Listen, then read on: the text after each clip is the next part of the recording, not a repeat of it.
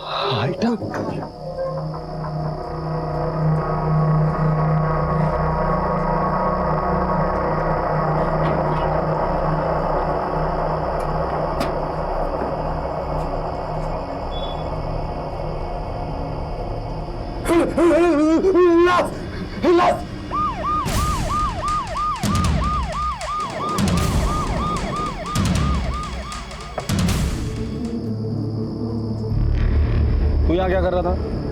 साहब मैं नागपुर से यवतमाल माल की डिलीवरी के लिए आया था। सोचा रात बहुत हो गई है, थोड़ा खा पी के आराम करता हूँ। जब टेम्पो में सोने के लिए आया साहब तो उधर लाश मिला मेरे को, तो मैंने आपको फ़ोन किया। कब की बात है ये? तकरीबन 2 घंटे हुआ होगा। 2 घंटे पहले मैंने पूरा टेम्पो का माल उठवाया। तब टेम्पो में लाश नहीं थी? नहीं साहब। क्या ऐसा तो नहीं कि तूने ही मार के डाला है उसे अंदर?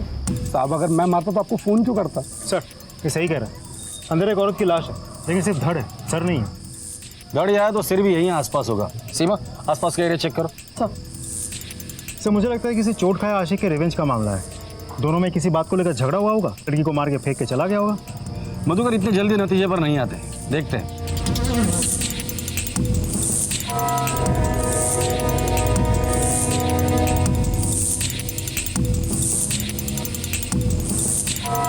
आसपास कुछ भी नहीं मिला। सर और धड़ अलग अलग फेंका है, इसका मतलब विक्टिम की पहचान न हो इसलिए ये सब कुछ किया है। सीमा एक काम करो, फॉरेंसिक को बुलाओ और बॉडी को पोस्टमार्टम के लिए भेज दो। तो और मधुकर इसे लेकर पुलिस स्टेशन आ जाना। सर चलो हमारे साथ आ जाओ।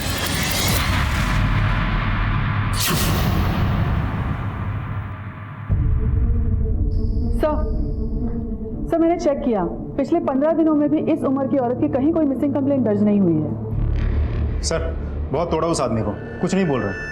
मुझे तो लगता है वो सच बता रहा है। आखिर ये औरत है कौन? एक काम करो, फॉरेंसिक टीम को बोल देना अगर उस बॉडी पर कोई भी बर्थ मार्क मिलता है या कोई ऐसी निशान मिल सकते हैं जिससे हम उसे आइडेंटिफाई कर सकते हैं तो फौरन हमें इन्फॉर्म करें। सर मेघदूतवाड़ी पुलिस को टेम्पो में सर कटी एक लाश मिली। पहला शक पुलिस ने टेम्पो ड्राइवर पर जताया, पर कोई नतीजा नहीं निकला। सबसे बड़ी मुश्किल थी औरत की पहचान होना, जिसका पुलिस को कहीं कोई सुराग नहीं मिल रहा था। और जब तक पहचान नहीं होती तमाम कोशिशें अंधेरे में तीर चलाने जैसी थीं। आखिर कौन थी ये औरत? क्यों किसी ने इतनी बेरहमी से इसका कत्ल किया होगा? और क्या इसका कोई भी परिचित नहीं था जो इसकी गुमशुदगी को लेकर परेशान हो, इसकी तलाश कर रहा हो? काव्या,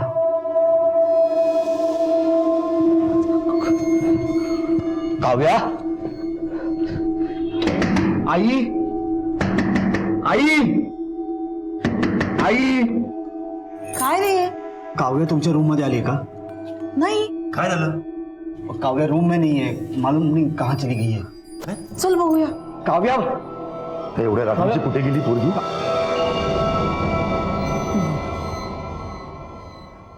काव्या, हे बोला, काय काय झालं? अरे क्या हुआ? ये तुम रो क्यों रही हो? हाँ क्या हुआ? किसी को बिना बताए यहाँ पे आके बैठकर? चलो अंदर चलो, चलो.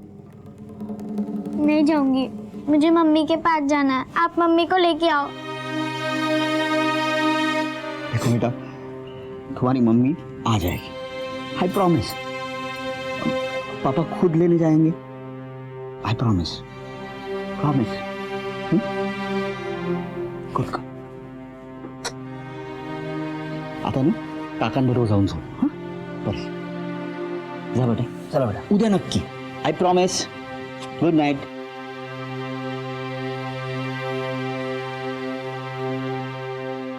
स्वप्निल, काव्या खूप लहान है अजून, वो नहीं रह पाएगी अपनी माँ के बिना। हमें कल्पना को लाना ही पड़ेगा। Really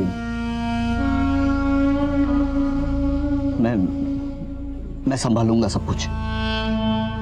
I will manage everything, I will manage. लेकिन काय मैनेज करना रेस तू?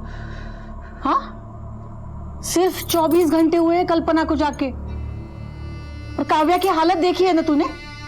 सुबह से कुछ खाया नहीं है बच्ची ने। माँ के पास जाना है, माँ के पास जाना है, इतना ही बोल रही है। काव्या को संभालने के लिए मुझे कल्पना की जरूरत नहीं। अगर तू काळजी करू नको हेमा, कुछ ही दिनों में से पता चल जाएगा। बच्ची संभालने के लिए उसको माँ की जरूरत होती। चल।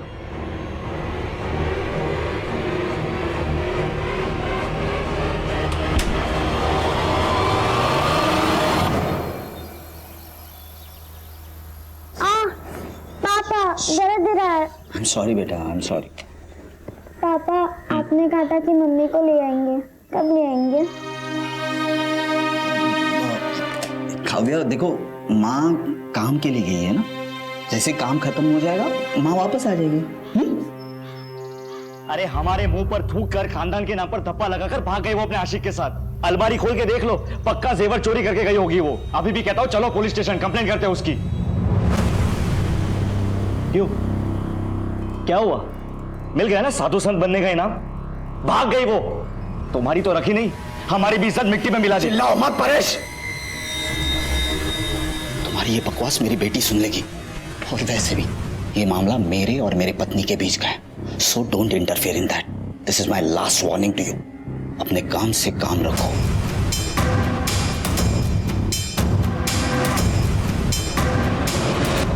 चलो बेटा, चलो, देरी हो जाएगी स्कूल के लिए। बाय आजी। बाय बाड़ा। ये होगा नामर्द, नहीं। इस 2 टके की औरत की पुलिस कंप्लेंट तो मैं करके रहूंगा। अगर ये नहीं करेगा तो मैं करूंगा। डोका फिर लेगा तुझा? मतलब जिन्हें पता नहीं है उन सबको पता चलेगा। हमारे खानदान की इज्जत मिट्टी में मिल गई। बस हो गया, जितनी बेइज्जती होनी थी हो गई। उसे जहां मुंह काला करना है करने दो। अब हमारा उससे कोई रिश्ता नहीं है। अहो, काय बोलता है तुम्ही? कल्पना के साथ 10 साल से एक ही छत के नीचे रह रहे हैं हम लोग। अगर उसका कुछ चक्कर रहता तो हमें मालूम तो पड़ता। तुम अब तक उसका नाम जप रही हो। या घरामध्ये तिचं नाव कोणीही घेणार नाही। अहो, वो हमारे लिए मर चुकी है। कोई पूछे तो बोल देना उसकी ट्रांसफर हो गई, यहां से चली गई हो, समझे? पोस्टमार्टम रिपोर्ट के हिसाब से इस औरत की उम्र 28 से 30 साल की है, 2 महीने की प्रेग्नेंट थी, और यह मर्डर रात को 10 बजे से लेकर 11 बजे के बीच हुआ है। पहले गले पर धारदार हथियार से वार किया गया है, फिर सर को धड़ से अलग किया गया है। इसका मतलब विक्टिम की पहचान ना हो, इसलिए सर और धड़ अलग करके अलग अलग जगह पर फेंक दिया गया है। सर, उसके पैरों की उंगलियों से हमें ये जोड़ भी मिली है। ऐसी जोड़ भी तो अक्सर शादीशुदा औरतें पहनती हैं। इसका मतलब ये औरत शादीशुदा थी, 2 महीने की प्रेग्नेंट भी थी। तो हो सकता है कि ये एक्स्ट्रा मैरिटल अफेयर का मामला जिसके चलते ये मर्डर हुआ हो।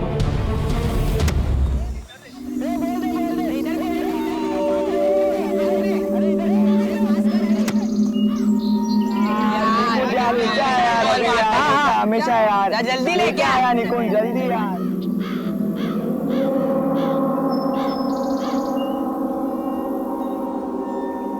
अरे जल्दी लाना यार। रुक जा, लेके आ रहा हूँ।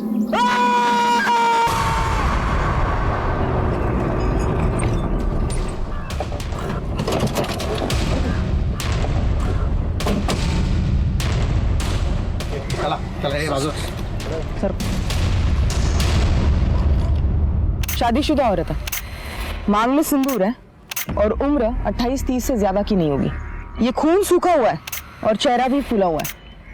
इसका मतलब खून 2-3 दिन पहले ही हुआ है। नायक, एक काम करो, आसपास चेक करो, शायद कत्ल का हथियार या कोई सुराग या फिर बॉडी का बाकी का हिस्सा यही कहीं हो। जी मैडम। तुम लोग हमेशा यही आते खेलने? नहीं मैम, हम लोग हर रोज नहीं आते, सिर्फ छुट्टी के दिन आते हैं। लास्ट संडे आए तो उसके बाद आ जाए। मैडम, यहाँ आसपास कुछ भी नहीं मिला। नायक, एक काम करो, सर को फॉरेंसिक लैब भेजो, बाकी इंफॉर्मेशन मैं अपलोड करती हूँ, शायद कहीं कोई मैच मिल जाए। मेघदूतवाड़ी पुलिस अब भी उस औरत की पहचान में जुटी थी और इधर वडगांव में पुलिस को एक कटा हुआ सिर मिला। दोनों में एक बात समान थी कि मरने वाली औरत शादीशुदा थी, पर कौन थी, कहां की थी और उसे क्यों मारा गया था, ये सवाल अब भी जस के तस खड़े हुए थे। एक तरफ एक परिवार था जो भावनात्मक और सामाजिक हलचल से डरा हुआ, सहमा और परेशान था, और दूसरी तरफ पुलिस औरत की पहचान में जुटी थी और अब शायद उसे छोटी ही सही पर एक कामयाबी हाथ लगने वाली थी जो उस केस को आगे बढ़ाने में दिशा देने वाली थी। सर, वडगांव पुलिस को एक औरत का सिर मिला है। उसकी डिटेल्स उन्होंने साइट पे अपलोड की है, उसकी print out. Wadgaon police station में तो नम्रता चौहान है ना सर? मैं जानता हूँ उसको।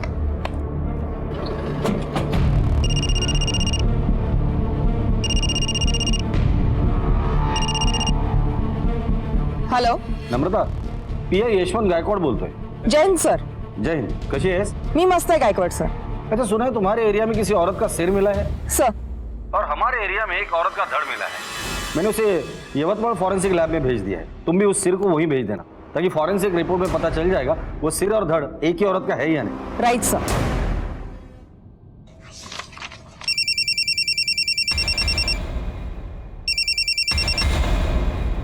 हाँ आई क्या?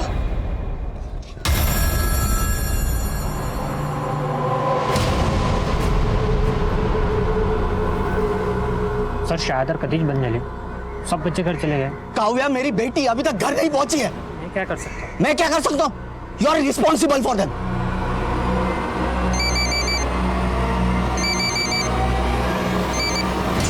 हाँ बेटा, हाँ बाबा, मैं स्कूल आया हूँ। वॉचमैन बता रहा है सब बच्चे चले गए, कोई नहीं है यहाँ पे। अरे यहाँ पे भी नहीं आई हो? आप बस स्टैंड पे जाके देखो सब। अरे मैं स्कूल बस स्टॉप पे जाके आया, वहां पे उतरी नहीं। मैंने ड्राइवर से पूछा तो बोला आज चढ़लीच नहीं थी बस मध्ये. स्कूल बस में चढ़ी?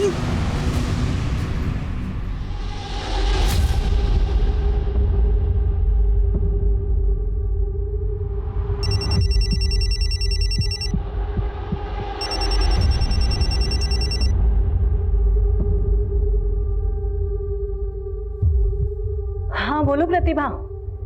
अरे ऐसी क्या बात कर रही है यार? I was just doing yoga. कोई तो आया है, सुन, मैं बाद में कॉल करती हूँ, ठीक है? अरे खोल रही हूँ दरवाजा.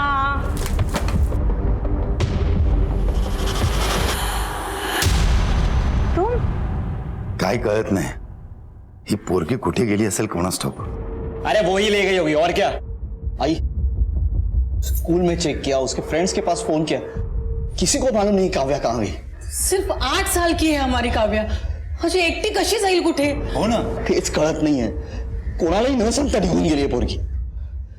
तिच्या आजीकडे पाहिलंस? आजी?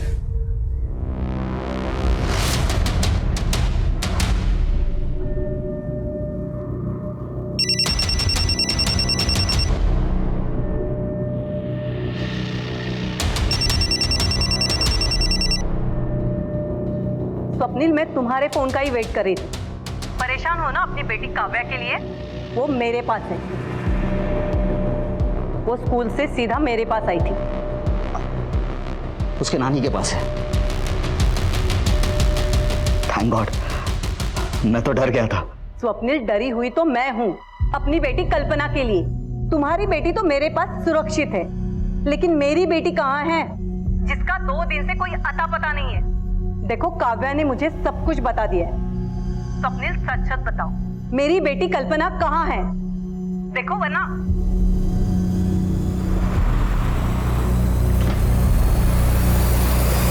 उसके पति के साथ कैसे संबंध थे? मतलब लड़ाई झगड़ा होता था या ऐसे कुछ? काव्या वो ठीक तो है ना, और ऐसे बिना बताए किसी को जाते हैं? मैं डर गया था. आपको नानी के पास जाना था तो बताना चाहिए था. एक मिनट. आप कौन है?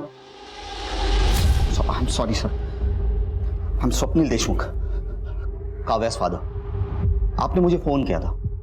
आपकी बीवी 2 दिन से लापता है और अपने पुलिस स्टेशन में कंप्लेंट भी नहीं लिख पाई. क्यों? सर, मैं मेरी बच्ची के सामने कुछ बोलना नहीं चाहता. ये घेऊन जरा बाहर जा. सर, ये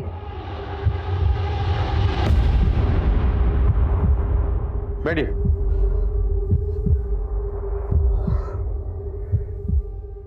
सर, कल्पना मेरी बीवी.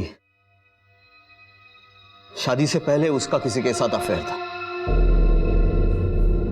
अब वो उसके लाइफ में लौट के आया।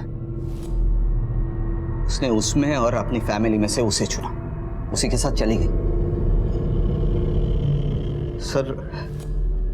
सर अगर वो हमसे प्यार करती, अपनी फैमिली से प्यार करती, तो हमें छोड़ के चली जाती। फिर मैंने सोचा अगर कल्पना इसमें सब में खुश है तो वही से मैं उसके रास्ते में नहीं आऊंगा।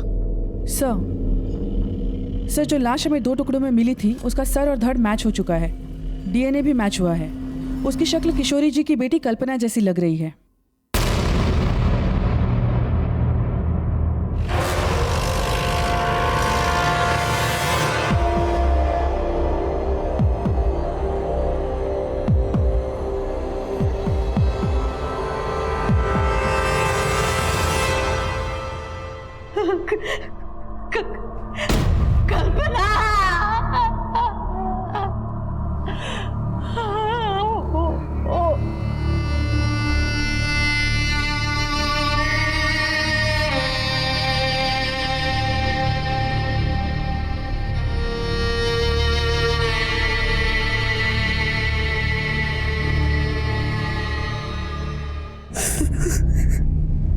सर, उन दोनों में से किसी ने एक ने मेरी कल्पना को मारा है।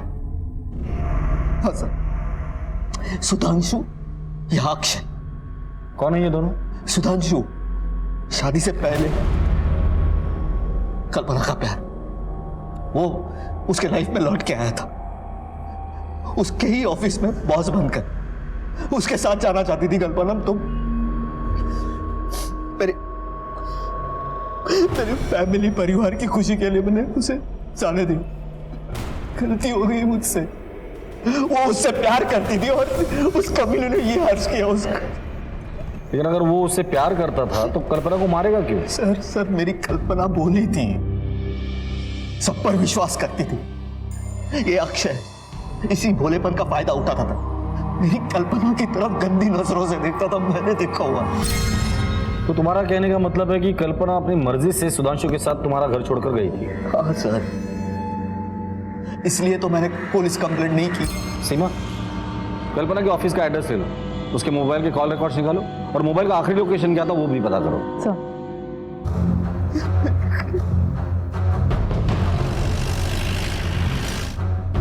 मिस्टर जोशी से मिलना है।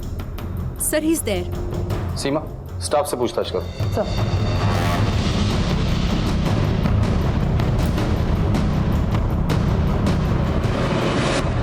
मिस्टर जोशी, आपसे कुछ बात करनी थी। एक्सक्यूज अस। आइए सर, बैठिए। कल्पना देशमुख को कितने अच्छे से जानते हो तुम? सर वो इसी ऑफिस में काम करती थी। बस, और कुछ नहीं? मिस्टर जोशी, जो कुछ भी है सच सच बताओ। अगर हमने हमारी तरीके से गुलवाया ना तो बहुत भारी पड़ेगा। सर हम एक दूसरे को पहले से भी जानते थे, हम शादी करने वाले थे, लेकिन एक दिन। शादी के बाद प्लीज। क्यों शर्मा रही हो? शादी भी जल्दी कर लेंगे। मतलब ये देख के तुम्हें सब समझ में आ जाएगा। क्या है ये? Look at it. देखो देखो, अपॉइंटमेंट लेटर। लेकिन ये तो दुबई का है। हाँ तो अच्छा है ना, 3-4 साल का कॉन्ट्रैक्ट है, हम शादी कर लेते हैं। 4 साल बाद दुबई में जाके मैं दिनार में दबा के कमाऊंगा, वापस आ जाऊंगा और तुम घर संभालना और मैं रोकड़ा कमाऊंगा। लाइफ सेट हो जाएगी। वाह, तुम्हारा करियर, तुम्हारा काम, तुम्हारी शादी, सब डिसाइड कर लिया ना तुमने। मेरा क्या? What about me? मेरा करियर, मेरी लाइफ, इसकी कोई इंपॉर्टेंस नहीं है तुम्हारी लाइफ में। मैं यहाँ बैठ के बच्चों को पालती रहूं घर में। ओके, अगर ये सेम ऑफर मुझे मिला होता तो क्या तुम जाते मेरे साथ? नहीं, क्योंकि तुम सिर्फ अपने बारे में सोचते हो। देखो प्लीज कल्पना, तमाशा मत क्रिएट करो। तमाशा तुम बना रहे हो मेरा, मैं नहीं। अब भाड़ में जाओ तुम, तुम्हारा जॉब और तुम्हारी शादी। मेरे लिए ये रिश्ता अभी इसी वक्त खत्म होता है, समझे? कल्पना, कल्पना कब कैसे रिएक्ट करेगी कुछ कह नहीं सकते। बहुत शॉर्ट टेम्पर थी सर। मैंने उसे मनाने की बहुत कोशिश की, लेकिन उसने मेरा कभी फोन ही नहीं उठाया। मेरे दुबई जाने से पहले मुझे पता चला कि उसने शादी करने का फैसला कर लिया था।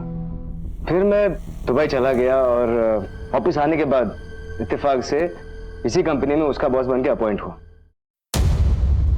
Good morning sir. Good morning. Sudhanshu? Kalpana तुम? मैं यही काम करती हूँ। मुझे समझ में नहीं आ रहा कि मैं कैसे रिएक्ट करूं।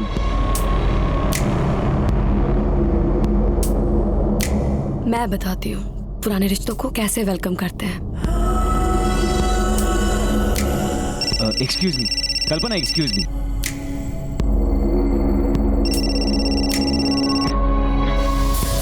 अवॉइड करने की आदत डाल लो। अब तुम दोनों एक ही ऑफिस में हैं। पता नहीं पुराना रिश्ता कब नया बन जाए।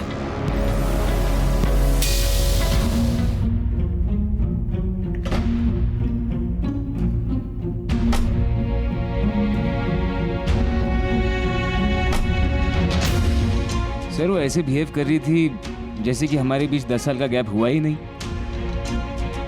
Baby you feeling so cold. बताना चाहिए ना, डोंट बी सो फॉर्मल। कल्पना ये क्या कर रही हो तुम? होश में आओ। तुम किसी की बीवी हो, एक बच्चे की माँ, और मैं किसी का। तुम सिर्फ मेरे हो, किसी के नहीं। और मैं सिर्फ तुम्हारी। कल्पना ये गलत है। क्या गलत है? हाँ, और जिस गलती से खुशी मिले वो गलती कर लेनी चाहिए ना। 10 साल पहले जब मैं तुम्हें छोड़ के गई थी, उस गलती से क्या मिला मुझे? कुछ भी तो नहीं। लेकिन आज पास आने की गलती से अगर मुझे कुछ मिल रहा है तो क्या प्रॉब्लम है? मैंने उसकी कोई बात नहीं मानी, ना उससे कोई रिश्ता बनाया ना बढ़ाया। जिस दिन कल्पना का मर्डर हुआ था तुम कहाँ थे? उस दिन मेरी तबीयत खराब थी और मैं घर पे था। तुम्हारे अलावा और कोई है जो इस बात को कंफर्म करे कि तुम उस दिन घर पर ही थे? नहीं सर, उस दिन मैं घर पे अकेला था। क्यों? तुम्हारी बीवी कहाँ है? वो भी जॉब करती है, मुंबई में उसका पोस्टिंग है, वीकेंड्स में यहाँ आती है। ठीक है, फिलहाल तो हम जा रहे हैं, लेकिन जब तक इस केस की इन्वेस्टिगेशन चल रही है, शहर छोड़ने से पहले हमें इन्फॉर्म करके जाना। Okay sir. सर हमें मिली इन्फॉर्मेशन के मुताबिक कल्पना के सेल की लास्ट लोकेशन यहीं की थी। मैंने उसका डेस्क भी चेक किया और उसके कुछ ऑफिस कलीग से भी बात की, लेकिन कुछ खास इन्फॉर्मेशन हाथ नहीं लगी। सर वैसे ये मिताली है, कल्पना की बेस्ट फ्रेंड, शायद इसे कुछ जानकारी हो। कल्पना के बारे में क्या जानती हो? सर एक्चुअली वो उस दिन बहुत खुश थी। मिताली सुनना, रेस्टोरेंट में आना, मुझे एक सरप्राइज देनी है तुझे। कल्पना तूने अभी बोला वाव।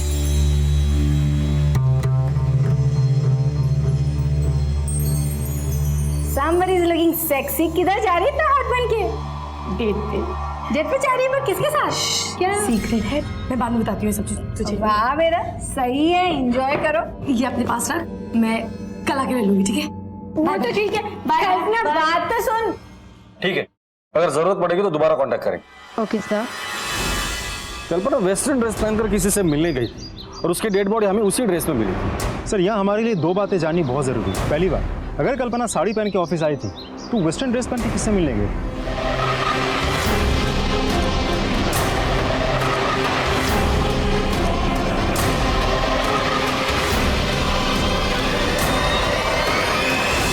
और दूसरी बात यह है कि उसके फोन का लास्ट लोकेशन ऑफिस में क्यों दिखा? तो क्या फोन ऑफिस में बंद करके छोड़ के गई थी? अगर गई थी तो क्यों? यही तो पता लगा ना। मुझे तो ये बहुत बड़ी साजिश लगती है। कुछ तो है जो हमसे छूट रहा है। कल्पना किस बॉयफ्रेंड से मिलने गई थी? चलो अक्षय से जाकर मिलते हैं, आज शाम की जाए उसी के घर पी के। अक्षय मेरी बात तो सुन। मम्मी मुझे जाना है। अक्षय कैसी बात कर रहा है? लेकिन बता तो सही, कहाँ जा रहा है तू? मम्मी मुझसे यहाँ पर पढ़ाई नहीं हो रही है, मम्मी गाँव वाला चालू है। गाँव पे जाएगा? पागल हो गया है क्या? अब टेंशन मत नहीं लो। जाना है, छोड़। आप लोग यहाँ? अक्षय से कुछ बात करनी है। तू कल्पना के पास ट्यूशन के लिए जाता था ना? हाँ सर, वो कुछ सब्जेक्ट्स में मैं थोड़ा सा वीक था, तो मम्मी ने कल्पना भाभी से बात की थी। मुझे समझ नहीं आ रहा है कि आप लोग अक्षय से क्या जानना चाहते हो? लेकिन अक्षय समझ गया कि हम यहाँ क्यों आए और किस लिए आए हैं। कल्पना का मर्डर हो गया है और हमें पता चला कि अक्षय उसे गंदी नजर से देखता था। नहीं सर, ऐसा नहीं है सर, वो तो मेरी भाभी थी, इज्जत करता था मैं उनकी। देख बेटा, तो जो कुछ भी जानता है ना हमें सच सच बता दे, क्योंकि इसके बाद जो ट्यूशन हम तुझे पढ़ाएंगे ना वो तू पढ़ नहीं पाएगा, समझ गया? सर मैं एक दिन बहुत डर गया था।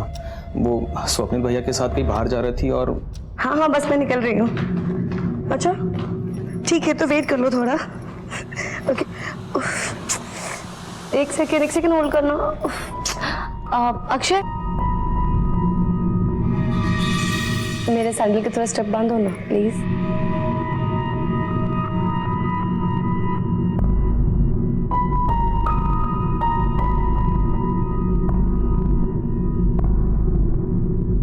Just hold second.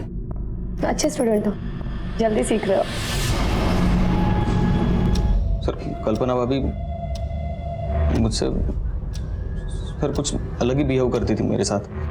कल्पना मी कीर्तनाला जाते ग, काळजी घे घराची।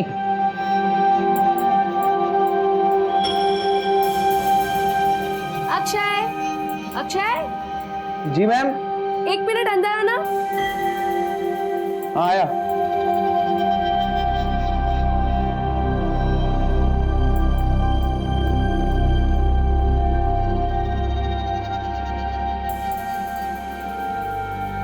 मैम अक्षय मैं टॉवल बाहर ही भूल गई, दे दो जरा।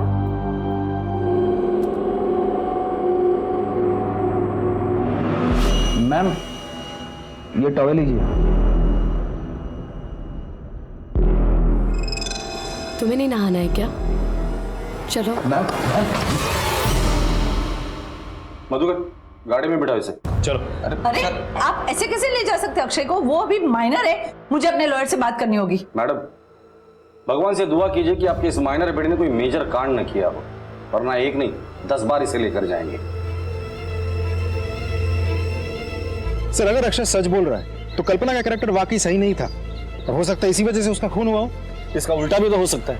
एक काम करो, कल्पना का सोशल मीडिया अकाउंट और कॉल रिकॉर्ड चेक करो। अगर ये अक्षय सच बोल रहा है और कल्पना के वाकई में कहीं आशिक है तो हमें वहां मिलेंगे। सर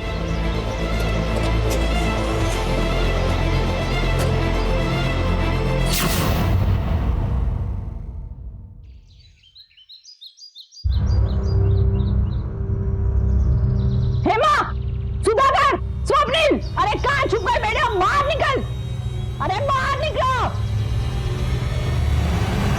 काजल ओरडायला हो शर्म नहीं आई मेरे बेटे को बदनाम करके? अरे तुम्हारी बहू आवारा और बच्चलन थी, उसमें मेरे बेटे का क्या कसूर? और एक बात कान खोलकर सुन लो, अगर दोबारा तूने इस बदनामी में मेरे बेटे को खींचने की कोशिश की तो पूरे शहर में तेरी बहू की पोल खोल के रख दूंगी। कल्पना के बारे में अभी तक जो कुछ भी हमें पता चला। मला तुम्हाला काहीतरी विचारायचं। आप मेरी बहू को एक बढ़िया बोला। सर आप मेरी बहू को न्याय दिलाने की कोशिश कर रहे या उसे बदनाम करने की? आप कहना क्या चाहती है? सर अक्षय और कल्पना के बॉस ने आपसे जो कुछ भी कहा उसकी सच्चाई जानने की आपने कोशिश ही नहीं की। वो साफ बच गए, उल्टा मेरी मरी हुई बहू बदनाम हो रही है। सर देखिए मैं आपकी तकलीफ समझ सकता हूँ, लेकिन हमारी किसी के साथ कोई पर्सनल दुश्मनी तो है नहीं। कल्पना का मर्डर हुआ है, हम भी उसके कातिल को ही ढूंढ रहे हैं। इसके लिए कल्पना के जीवन में जो कुछ भी चल रहा था वो जानना हमारे लिए बहुत जरूरी है। हम सिर्फ सच ढूंढ रहे हैं। हाँ तो सर सच यही है कि वो झूठ बोल रहा है। अभी तो यकीन के साथ कैसे कह सकती है? क्योंकि सर मैं सच जानती हूँ। हेलो सुधांशु, किस टाइप के घटिया इंसान हो तुम? हाँ तुमने मेरे फोन पे फोन किया, मैंने नहीं उठाया तो तुम लैंडलाइन पे फोन कर रहे हो? कितने बेशरम हो तुम। लिसन, मैं लास्ट टाइम वार्न करी तुम्हें, अगर तुमने मुझे दोबारा परेशान किया या फोन किया ना तो मैं तुम्हारे खिलाफ एक्शन लूंगी, समझे?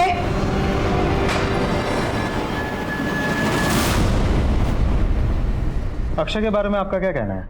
वो भी झूठ बोल रहा है? हाँ वो झूठ बोल रहा है, उसकी असलियत मैंने अपने आंखों से देखी है। कल्पना मी कीर्तनाला जाऊन येते ग, घर का ख्याल रखना।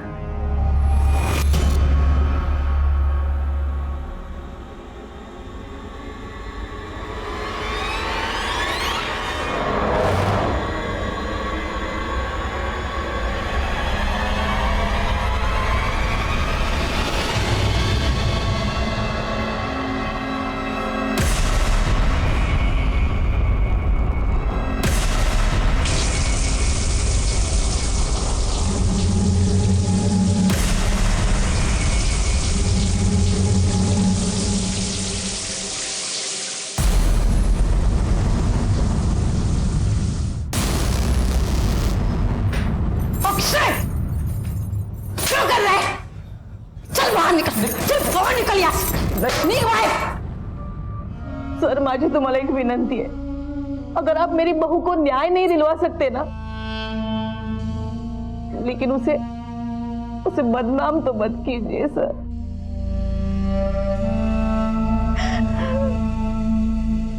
सीमा, अजीब असमंजस की स्थिति पैदा हो गई थी। कल्पना की सास हेमा बहू के चरित्र पर रत्ती भर भी शक नहीं कर रही थी। आखिर कल्पना के साथ हुआ क्या था? वो किससे मिलने गई थी जब उसका कत्ल हुआ? इन सारे सवालों के जवाब तलब करने थे। पुलिस के लिए एक बार फिर से शुरुआत करने की स्थिति पैदा हो गई थी। ये सुधांशु और अक्षय, इनसे दोबारा पूछताछ करनी होगी हमारी तरीके से। उठाकर लेकर आओ इन दोनों को। सर इतने साल बाद वो मेरे सामने आई तो मैं अपने आप को रोक नहीं पाया। कल्पना, आओ चलो तुम्हें घर छोड़ दूं। नहीं मैं चल। अरे चलो ना। मैंने कहा ना सुधांशु, मैं चली जाऊंगी।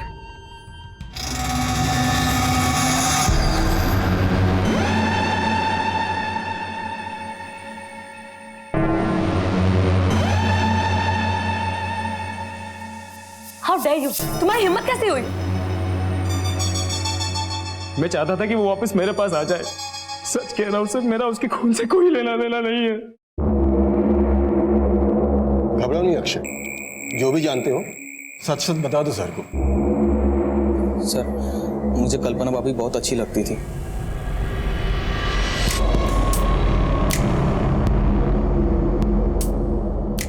अब सर जब भी वो घर पे अकेली होती थी मैं उनकी फोटोज खींच लेता था, और जब मुझे पता चला कि वो मर गई सर, उस दिन मैं बहुत रोया था सर। और ये शहर में मेरा मन भी नहीं लग रहा था सर, जाना चाहता था मैं कहीं और, लेकिन सर तब तक आप मेरे घर पे आ गए थे सर। एक बात साफ है कि कल्पना का किसी के साथ कोई अफेयर नहीं था। कल्पना एक परफेक्ट औरत थी। अब सवाल ये है कि ऐसी परफेक्ट औरत को किसने मारा और क्यों मारा। एक काम करो, कल्पना के बारे में और इंफॉर्मेशन निकालो, पता करो उसका किसी के साथ कोई झगड़ा वगड़ा था या नहीं। सर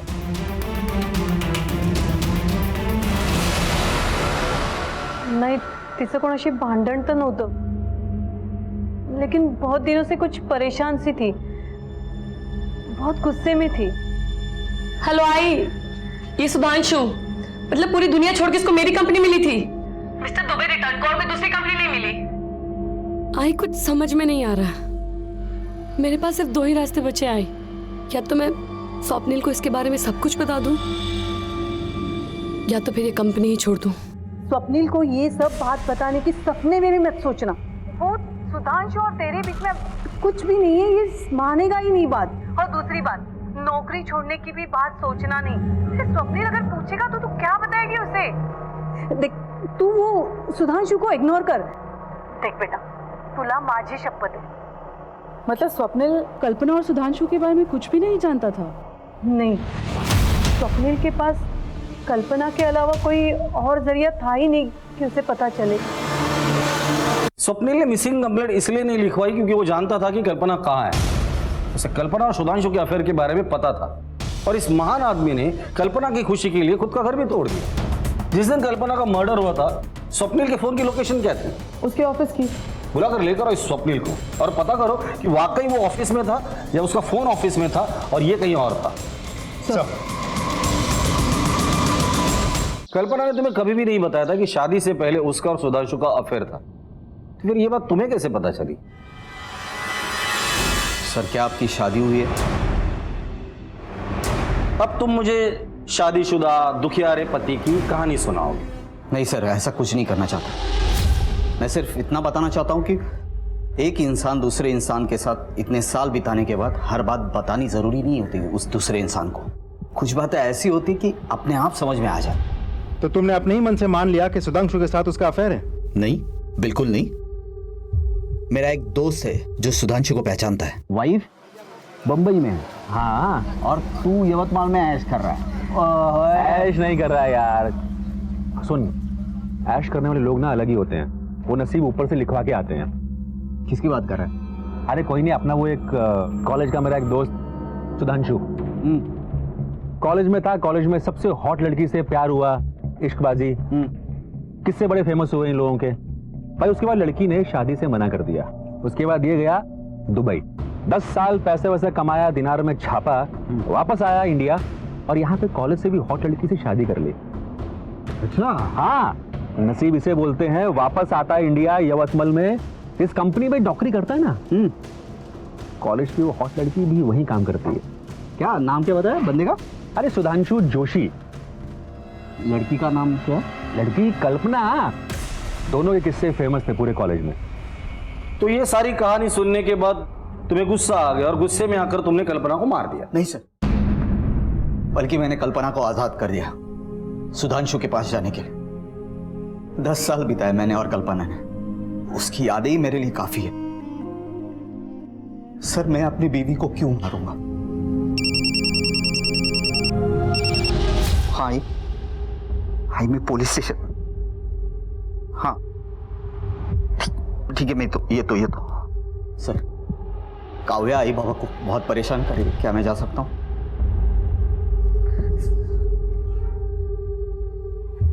ये जितना सीधा दिखता है उतना है नहीं। अगर ये अपनी बीवी से इतना प्यार करता है तो किसी और के कहने पर उससे पूछे बगैर वो मान जाता है। कुछ तो है जो ये हमसे छिपा रहा है। 24 घंटे नजर रखना इस पर। सर पुलिस के शक की सुई अब स्वप्निल देशमुख पर आकर अटक गई थी, पर मुश्किल ये थी कि उसके खिलाफ कोई सुराग नहीं था।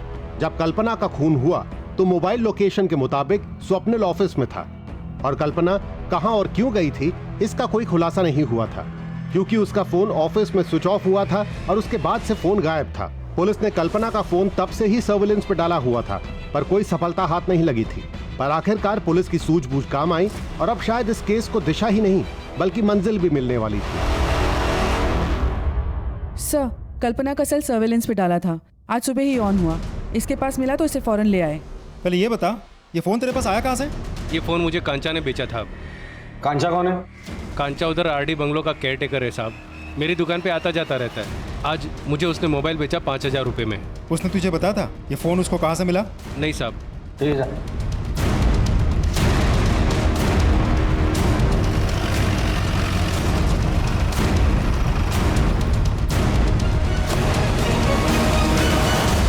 सुनो जी साहब जी, क्या हुआ? ये मोबाइल तुमने बेचा था गिरीश को? जी साहब जी, मैंने बेचा था। कहाँ मिला था तुम्हें ये?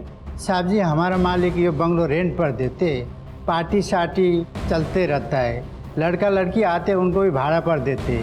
एक साहब जी मेम साहब जी आए थे, वो लोग जाने के बाद मैं साफ सफाई कर रहा था तो सोफा को नीचे मोबाइल मिला। मैं सोचा जिसको है उसको लौटा दूँ, ऑन करना कोशिश की, ऑन हुआ ही नहीं। फिर मैं गिरीश के पास चले गया और गिरीश बोले कि 5000 मिलेगा।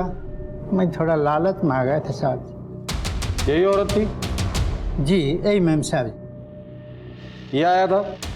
नहीं साहब। ये आया था? नहीं, इसके साथ भी नहीं आई थी। ये? हाँ साहब जी, इसके साथ आई थी मैं।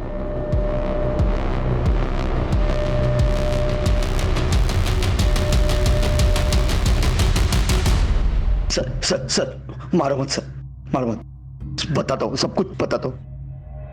अभी तक बहुत कहानियां सुनाई तूने, लेकिन अब कोई भी कहानी नहीं सुनूंगा। अब सिर्फ सच सुनना है मुझे। चल शुरू हो जा। बताता हूँ, सब कुछ बताता हूँ।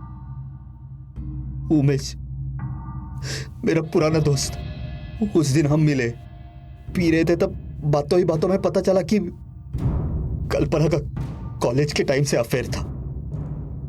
ये बात मेरे मन में घर कर ली। जब मैंने पता लगाया तब तो मुझे पता चला काफी सालों से उनका अफेयर था।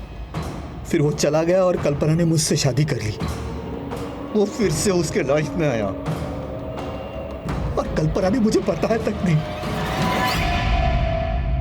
और मैं उस पर नजर रखने लगा। मेरा शक और गहरा होता गया जब मुझे कल्पना ने बताया। तुम्हें एक खुशखबरी देनी है। खुशखबरी? क्या? तुम फिर से पापा बनने वाले हो। I am so happy. तुम माँ बनने वाली हो? हाँ। कल्पना, ये कैसे हो सकता है? हम प्रोटेक्शन यूज करते हैं, तुम्हें मालूम है ना? हो जाता है ना कभी कभी। तुम इतना क्यों रिएक्ट कर रहे हो? मैं रिएक्ट कर रहा हूं? देखो मेरी बात सुनो। ये हम दोनों का नहीं, ये तुम्हारा डिसीजन था कि तुम्हें एक ही बच्चा चाहिए। सो इस बच्चे को तुम अबॉर्ट कर दो। हमें नहीं चाहिए ये बच्चा। क्या अबॉर्ट? तुम पागल हो गए हो? मुझे ये बच्चा चाहिए और मैं अबॉर्ट नहीं कर रही हूँ। मुझे ये बच्चा नहीं चाहिए। तुम्हें हो क्या गया है? तुम क्यों पागल जैसी बात? I am very clear, I don't want this child. लेकिन मुझे ये बच्चा चाहिए। मुझे नहीं चाहिए। उस बच्चे को, नाजायज बच्चे को वो उल्टा मेरा नाम देना चाहती थी, तभी मैंने डिसीजन लिया। और बर्दाश्त नहीं करूंगा, सब खत्म कर दूंगा मैं।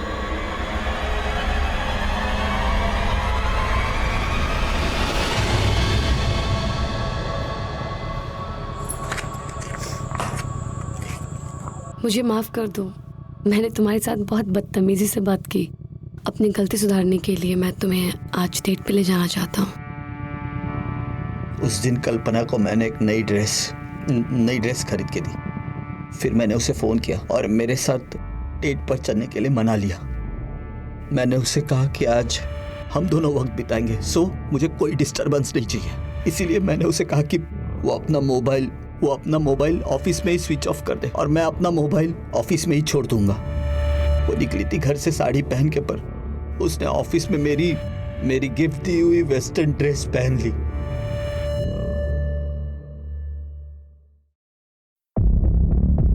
उसे एक बार मैं सरप्राइज देना चाहता था सर, लास्ट सरप्राइज, और हमेशा के लिए खुद को और कल्पना को इस घुटन से आजाद कर देना चाहता था।